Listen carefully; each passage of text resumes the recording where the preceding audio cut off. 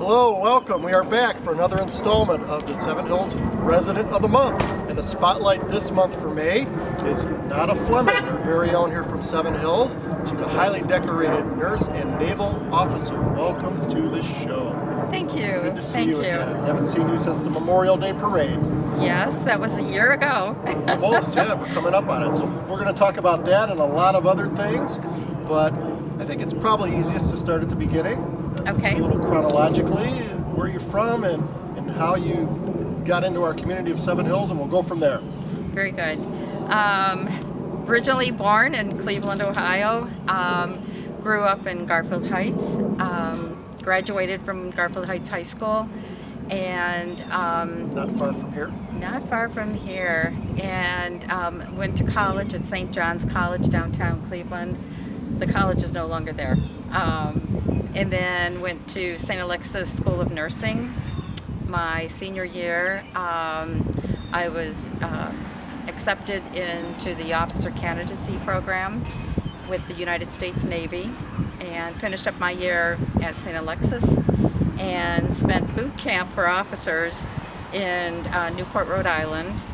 My first duty station was in Chicago, Great Lakes Naval Hospital, and that was the tail end of the Vietnam War. And so there was a lot of people who thought I was insane at that time, Sure, going very in because it was controversial. very scary. Yes. But growing up, I have always had a love for taking care of people, and so it didn't matter where I was, I would be taking care of people. Sure.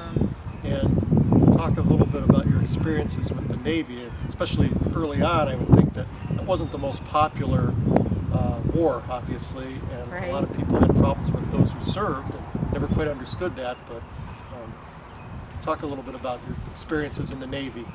Okay. While I was at Great Lakes Naval Hospital, it's a 1,000 bed hospital, and every bed in the hospital was taken. We had so many coming back from Vietnam, obviously, but also various other countries. And so we were very, very, very busy. And I was there for 2 years, got out, worked in Wisconsin, went to work in California, New York, and Virginia. And when I moved back home here to Cleveland, we settled here in Seven Hills. And beautiful community. My parents lived here as well. Oh, okay. So that's it was why? that was one of the reasons. It was a perfect setup. They were on one street and we were just around the corner. So if they needed something, we were able to help them. But I did go into the Navy Reserves and traveled all across the United States, many states, many naval hospitals, from Virginia Beach area to Jacksonville, Florida, Charleston, South Carolina, Bethesda, Maryland, Great Lakes, Chicago, Illinois, San Diego. I was stationed at Coronado Island. And you so it still was- ended up back in Seven Hills, even in San Ended up- Diego. The perfect climate, I'm told. Yes. And we're back here. And I'm here. But I also did my 2 weeks experience in Japan. I was in Yokosuka, and even had an opportunity to be in Alaska, in Ketchikan. And that was like an awesome experience. The Army Corps of Engineers was putting in a highway across one of the islands, and they needed nurses to help in case there was an injury of any sort. And so we were there to be that support system. Sure. And then in 1990, I was activated to Desert Okay. Shield first, and Sure. Desert Storm, and was sent to Bahrain, and we were there for the 3 months. And so thank the Lord that it was a short war. Right. We did have some injuries, but again, thank the Lord that it was minimal injuries. And you have a comparison. photograph from Bahrain. Want to I- show our viewers? Sure.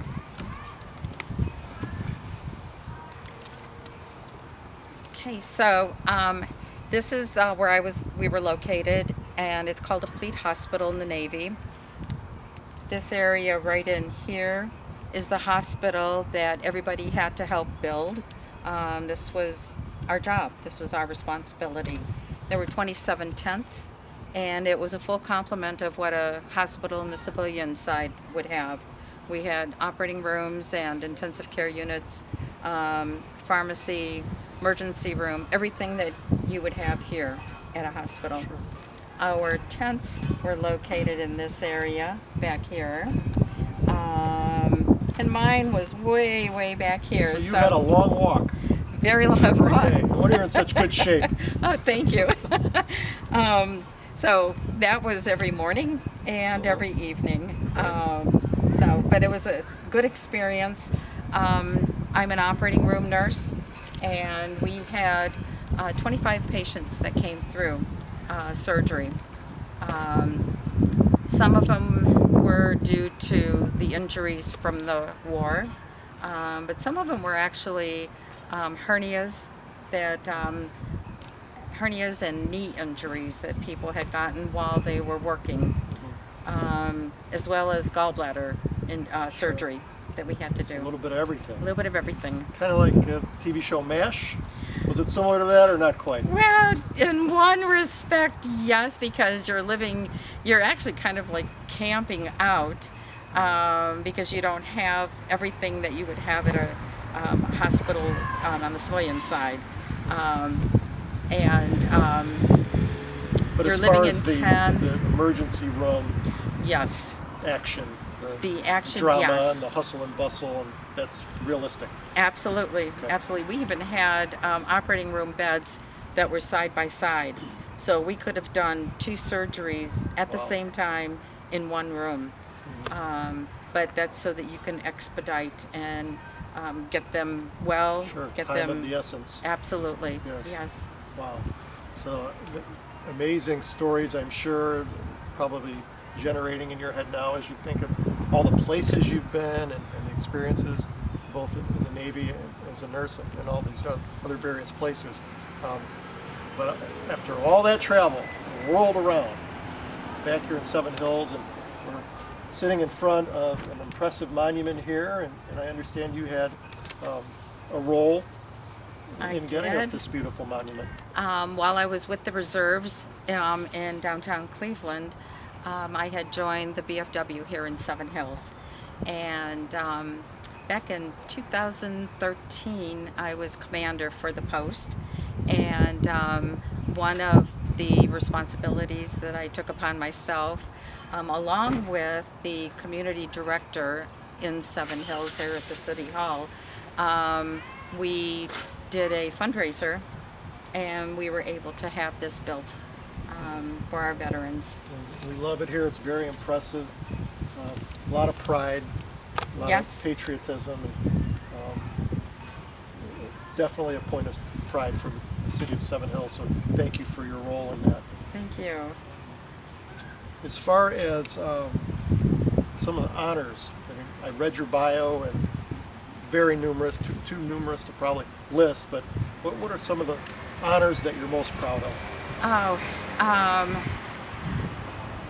being selected as Volunteer of the Year nationally with the VFW was a great honor, because I love helping people. I love serving people, community, and to be recognized for something that I enjoy doing was just very touching.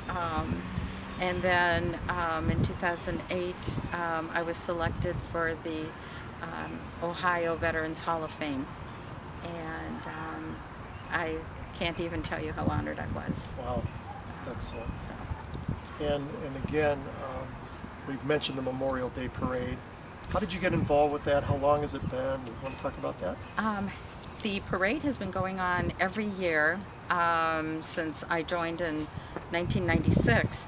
And that's one of the jobs of the Senior Vice Commander, which is what I am right now, and have been for the last few years. And so one of my responsibilities is to organize and meet with the city and coordinate setting up the Memorial Day Parade. So we will be having one this year, and that'll be on the 27th of May, Monday morning.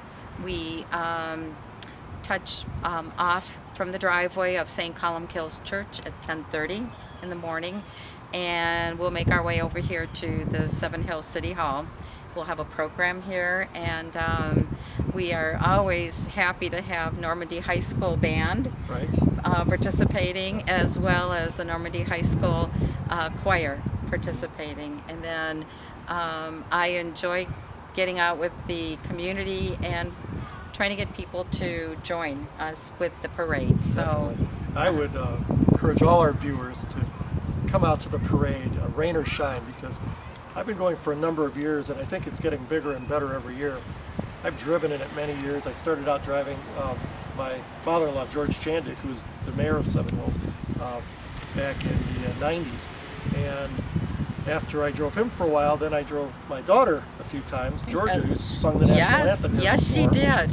And Beautiful now, voice. Now, as part of the Seven Hills Hall of Fame, we have a car. So come out and I'll wave to you as I'm driving, our convertible. And but we do end up here, and every year just touching stories and solemn, but then exciting too. You see all the veterans, and you respect how they serve, but then you see the little kids that come out, and you see that's what it's all about. That's Yeah. why you've served, and others, so many others, and the people we read about on this wall as well. It's nice to see all the names that are represented here, and we have already started filling up the backside. So that's also really nice. Great. So being an educator, what caught my eye, another thing that caught my eye in your bio was your work with the schools. Could you talk about that?